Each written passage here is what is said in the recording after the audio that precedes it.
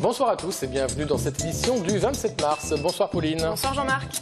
Les titres de cette édition, le combat juridique contre la privatisation de l'aéroport continue à Toulouse. Comment offrir un toit aux SDF de façon participative? Et enfin, les insectes, nous parlerons des petites bêtes que l'on mange. Le collectif contre la privatisation de la gestion de l'aéroport Toulouse-Blagnac continue d'emprunter la piste juridique. Cette fois-ci, l'association, par le biais de son avocat, pose une question prioritaire de constitutionnalité afin de montrer que l'État français ne peut céder une partie du bien de la nation à un autre État. Explication avec Marlène Canal et Alain Sorat.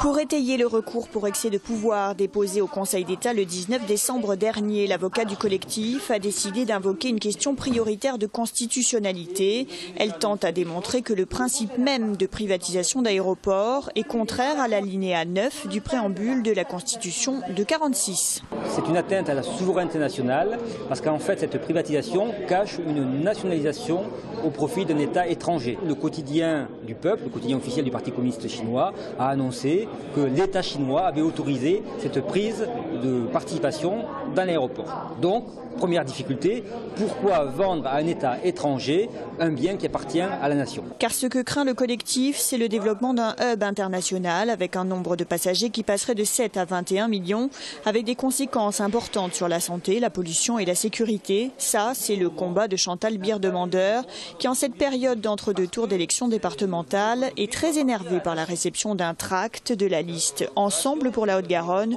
Union de la droite et du centre. Il demande de ne pas voter pour les candidats Julien Klotz et Christine Stebenet parce qu'on soutiendrait de cette façon le gouvernement, on accepterait la privatisation de l'aéroport et on mépriserait des formations politiques comme le Front de gauche et les Verts.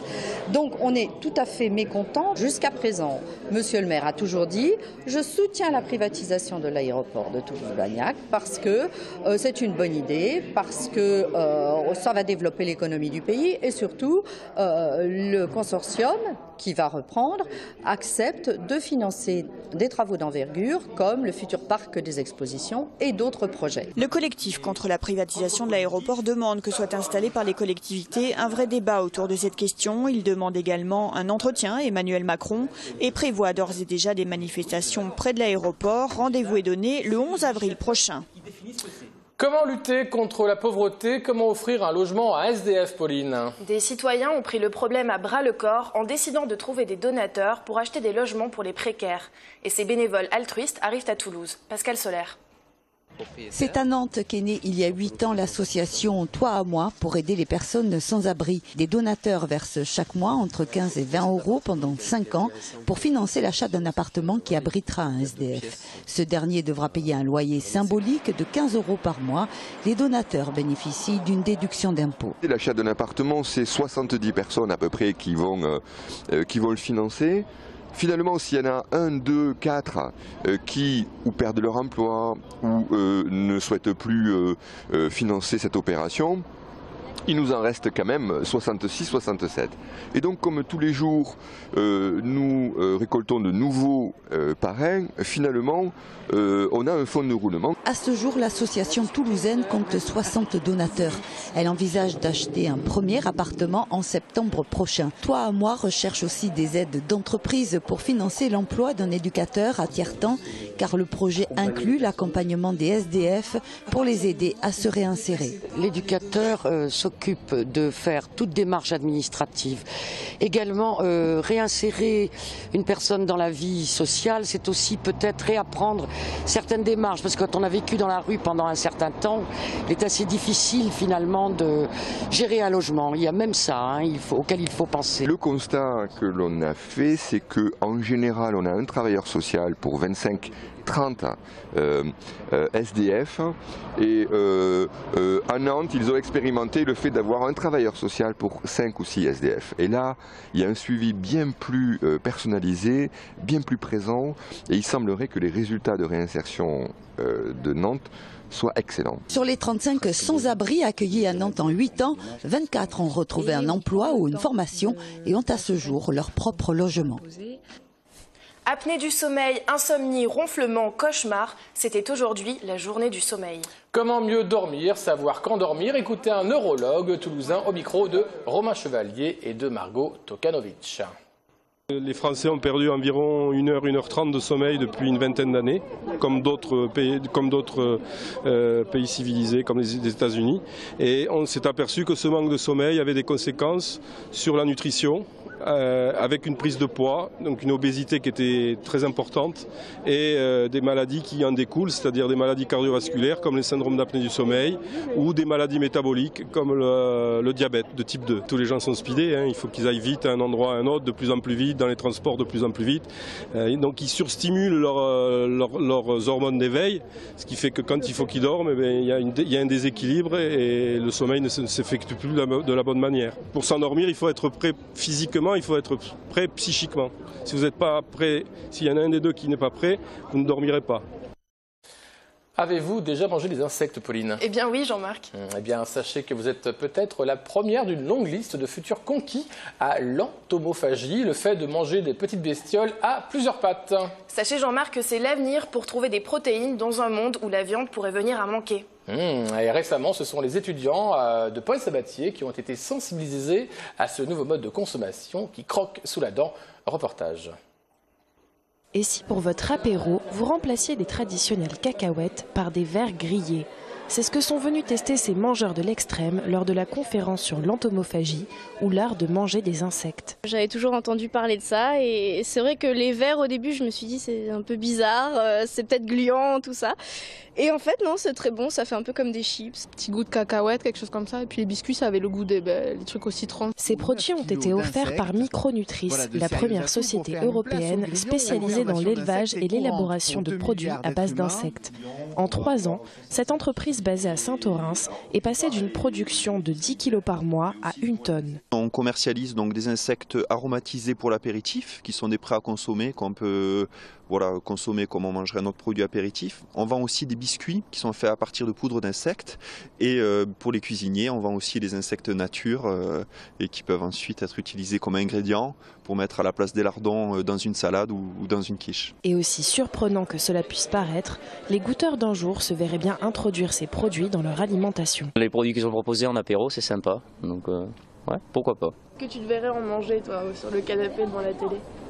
Bah ouais, pourquoi pas. J'aimerais bien essayer d'en cuisiner pour voir, Puis je trouve que c'est une alternative intéressante, donc je vais y participer. 40% des Français aimeraient en effet intégrer les insectes dans leur quotidien.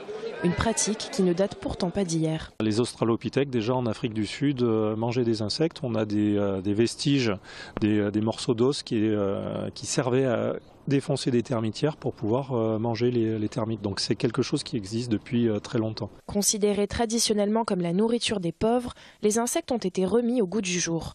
Riches en protéines, en oméga 3 et en magnésium, ils pourraient être une alternative à la surconsommation de viande.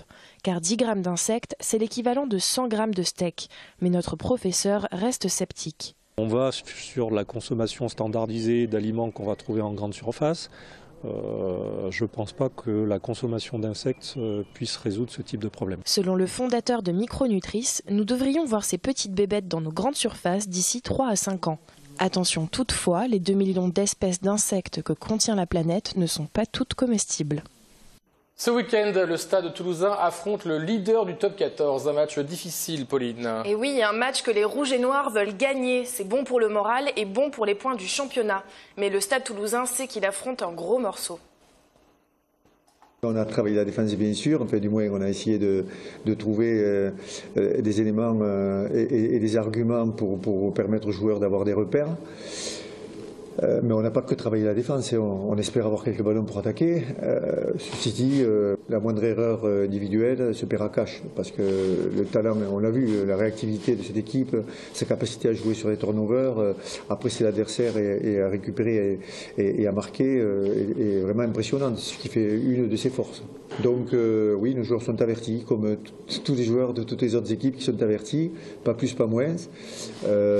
Jusqu'à présent, je n'avais pas vu beaucoup remettre les Toulonnais en question, donc je le répète, on essaiera de donner le meilleur. Actuellement à la lutte pour le maintien en championnat, le Phoenix Toulouse Handball joue demain une demi-finale de Coupe de la Ligue face à Dunkerque. En ligne de mire, un premier trophée depuis 1998, si les Toulousains venaient à remporter ce que l'on appelle la Final Four. Et oui, la demi-finale aura lieu dimanche à 15 h à Rouen. Possible finale dimanche, plutôt à Cesson ou à Nantes. Et on écoute Jérôme Fernandez et Cyril Dumoulin, les deux champions du monde toulousain.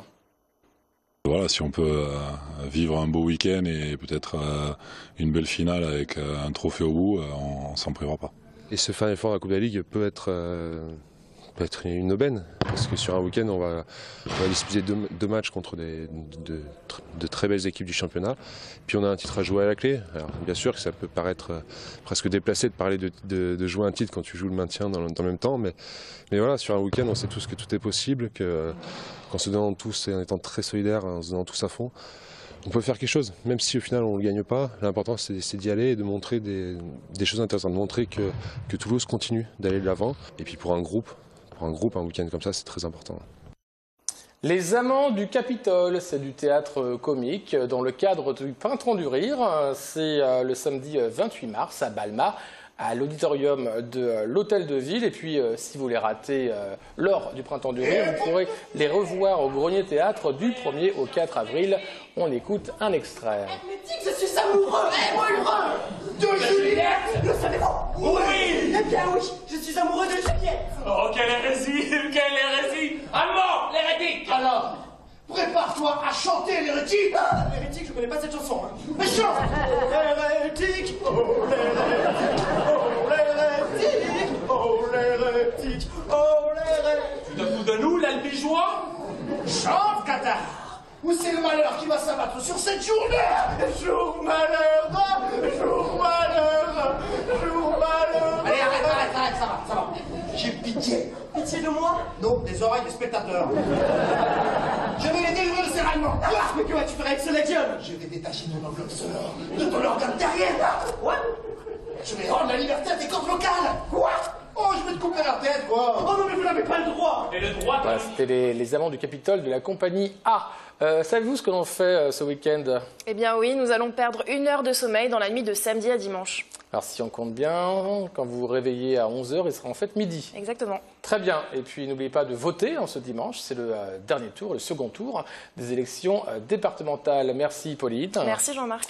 On vous retrouve tous lundi. Bon week-end à tous. Merci.